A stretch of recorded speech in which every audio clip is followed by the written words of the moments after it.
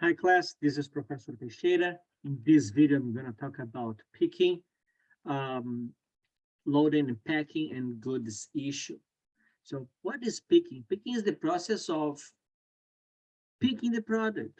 The products are stored in locations, maybe in distribution centers, in warehouses, or even in the manufacturing plant. And then after the sales process occurred, someone has to go there and pick the product to send to the customer. So that's the picking process. Sometimes this is automated in many like big companies like Amazon. That's robots who that does that.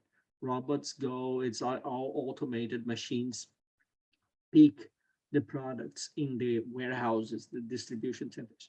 So the picking process has the quantities that have to be picked, and then the assigned date when it should be picked. If it's picked too early, then it's gonna be seat somewhere waiting the day to be shipped. So a specific date telling the person in charge for picking, okay, you have to pick it tomorrow, not today. You don't have to work on that today. That's the date assignment. Um, then also out most of this the software that manages all the sales orders and the products and all the information about inventory um, assign which storage location the product should be picked from. So it's a given storage location that has the amount of products that should be sent to the customer. Some of these like say automated process, some of the software that helps to manage this support serial number of products, lot number tracking, and batch management to help to like track which the product the company is shipping to the customers. And also there are ways of integrating all this system, the information system that helps the picking in the with the warehouse management software. You see that in most of these videos, I talk about information system because it's really difficult for a company to manage all this sales process and the distribution without information systems. That's the importance, and that's the reason I keep talking about it. So the next step is loading and packing.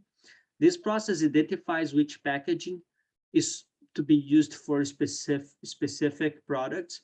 So some products need some like are more fragile than others, then the packaging should be different. Depending on what the product is, the package is going to be different. Identifies and update accounts associated with returnable packaging.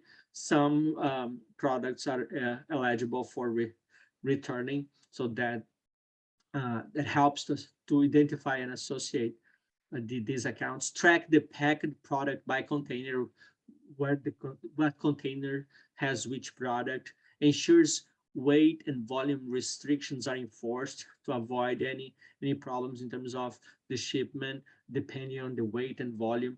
All packet items are assigned to the required means of transportation. Some maybe products go by air through airplanes. Some go to train, some others go to truck, depending on how each product is. Then the information about the products, the goods being issued is important because it helps to determine who is the owner of the product. And that calls the ownership of the product. Because imagine after the company ships the product might be still owned by the seller or may be owned by the buyer.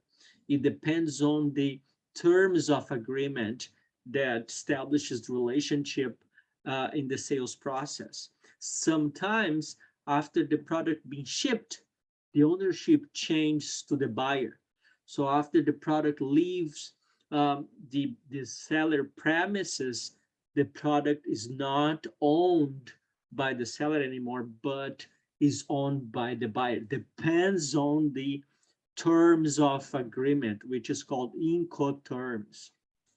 Okay, but this good issue is very important because helps to determine all those things. who is in charge for what. Also, it's important because helps to tell the seller company to reduce inventory. If I sold them, if I'm selling the product and I'm shipping the product, I don't have the product in inventory anymore. Okay, and then I have to reduce the amount that I have inventory, because then I cannot sell as much as I think I could. And then it enters in the cost of goods sold, which is an account and helps to determine how much is the cost of the product sold by the company. Automatically updates the general ledger accounts. That's all accounting process. And then ends the shipping process. It's over, the shipping is gone, and updates the start of shipping document. So all process of now managing information about where the product is, who is the owner, and then all the information that goes to accounting to update it. So I'm going to stop here and continue the next video.